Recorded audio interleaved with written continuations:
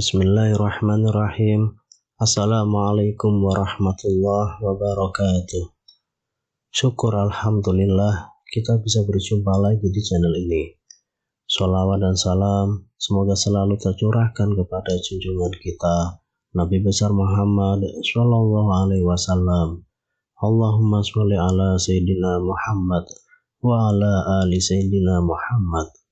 Harapan dan doa saya untuk saudaraku semua yang menonton video ini, semoga saudaraku semua selalu diberikan kesehatan oleh Allah, dimudahkan segala urusannya, dilapangkan rezekinya, diampuni segala dosanya. Amin ya rabbal alamin.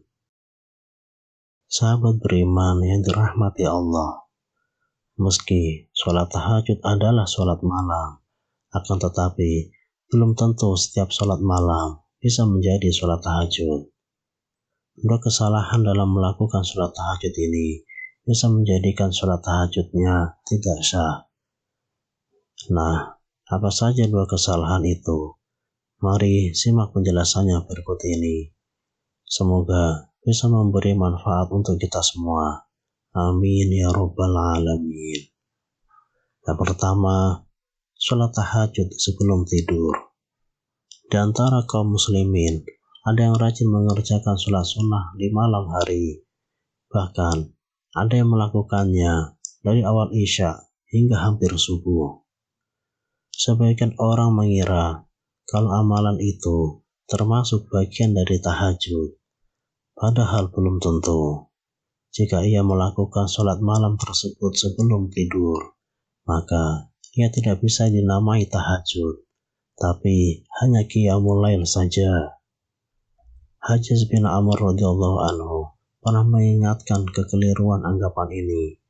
Ia berkata, salah seorang dari kalian menyangka kalau ia bangun sholat malam hingga subuh, maka ia telah bertahajud.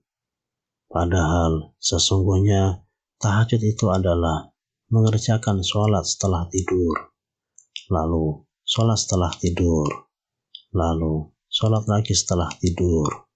Itulah sholat yang dilakukan Rasulullah Shallallahu Alaihi Wasallam. Jadi, syarat utama melakukan sholat tahajud adalah sudah tidur.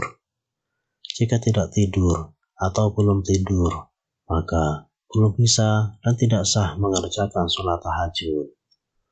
Sulaiman Al-Jamal dalam hasyiahnya menjelaskan, sebagaimana telah diketahui bahwa tahajud itu tidak ada kecuali setelah tidur. Syekh Mustafa Al-Bagho dalam At-Tazhib menerangkan, sholat malam itu dinamai qiyamul lail dan dinamai tahajud jika dilakukan setelah tidur. Nah, lalu yang dimaksud dengan tidur itu tidur yang bagaimana? Yang dimaksud tidur adalah hilangnya kesadaran dan fungsi panca indera. Jika masih ada kesadaran dan bisa merasakan kondisi sekitar, maka itu belum bisa disebut tidur, tapi hanya mengantuk saja. Imam Nawawi dalam Al-Majmu' menjelaskan, Imam Syafi'i dan para sahabat berkata, perbedaan antara tidur dan kantuk adalah bahwa tidur itu terkalahkannya akal dan hilangnya rasa penglihatan dan lainnya. Sedangkan kantuk tidak menyalahkan akal, tetapi hanya panca inderanya yang lemah saja, tanpa kehilangan rasa. Di antara tanda kantuk adalah kita mendengar perkataan orang yang ada di sampingnya, meski tidak paham maknanya. Tidur yang menghilangkan kesadaran inilah yang dimaksud tidur yang menjadi syarat sahnya sholat tahajud. Meski tidurnya itu hanya sebentar atau dalam waktu yang singkat, maka sudah bisa mencukupi untuk sahnya sholat tahajud. Imam Syarqawi dalam hasyiahnya menjelaskan, sholat tahajud adalah sholat sunnah di malam hari setelah tidur meski hanya sebentar, dan walaupun tidurnya tidak membatalkan wudhu. Meski tidurnya itu sebelum waktu Isya atau pada waktu maghrib, maka sudah bisa mencukupi untuk sahnya sholat tahajud. Imam Qurtubi dalam Hasyiahnya menerangkan, dan walaupun sebelum waktu Isya, maksudnya waktu maghrib. Syekh Nawawi Al-Bantani dalam Nihayatul Zain berkata, bila qiyamul lail dilakukan setelah tidur, sekalipun hanya tidur di waktu maghrib, atau setelah sholat Isya yang dijamak taklim bersama maghrib, maka sholat malam itu disebut tahajud. Dan meski tidurnya itu belum mengerjakan sholat Isya, maka sudah bisa mencukupi untuk sahnya sholat tahajud.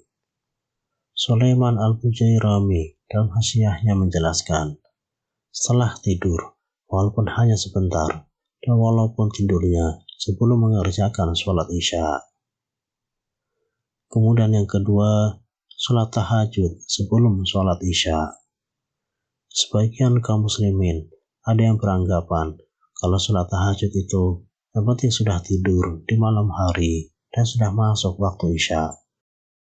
Jadi, akal sudah tidur dan sudah masuk waktu Isya, maka sudah sah melaksanakan sholat tahajud.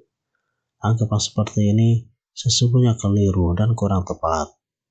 Yang benar adalah sholat tahajud itu sholat malam setelah tidur dan setelah mengerjakan sholat Isya, bukan setelah masuk waktu Isya. Syekh Zakaria Al-Ansari dalam Al-Ghurarul Bahiyah menjelaskan, maka diketahui bahwa syarat tahajud itu adalah setelah tidur dan setelah mengerjakan sholat Isya. Sulaiman Al-Bujairami dalam Hasyiahnya menerangkan, akan tetapi sholat tahajud wajib setelah mengerjakan sholat Isya. Syekh Ali Jum'ah menyebutkan, ulama Hanabilah dan Syafi'iyah berpendapat bahwa waktu qiyamul lail dan witir berkaitan dengan sholat Isya, bukan dengan masuknya waktu Isya. Maka barang siapa yang sudah sholat Isya, meski dengan jamak taklim bersama sholat maghrib, maka sah baginya mengerjakan sholat witir dan qiyamul lail setelah itu. Jadi, yang menjadi penentu sahnya sholat tahajud itu bukan waktu Isya'nya, tapi sholat Isya'nya. Dalam arti, jika kita telah mengerjakan sholat Isya, maka kita telah dianggap memenuhi syarat sahnya sholat tahajud. Meski sholat Isya'nya itu kita lakukan di waktu maghrib dengan jamak taklim. Imam Ibnu Hajar Al-Haythami dalam Tuhfatul Muhtaj menjelaskan, tahajud secara istilah berarti sholat setelah mengerjakan sholat Isya, meskipun sholat Isya'nya dijamak taklim bersama maghrib, dan setelah tidur, meskipun tidurnya sebelum waktu Isya. Sebaliknya, jika kita belum mengerjakan sholat Isya, maka kita belum memenuhi syarat sahnya sholat tahajud, meski kita melakukan sholat di tengah malam.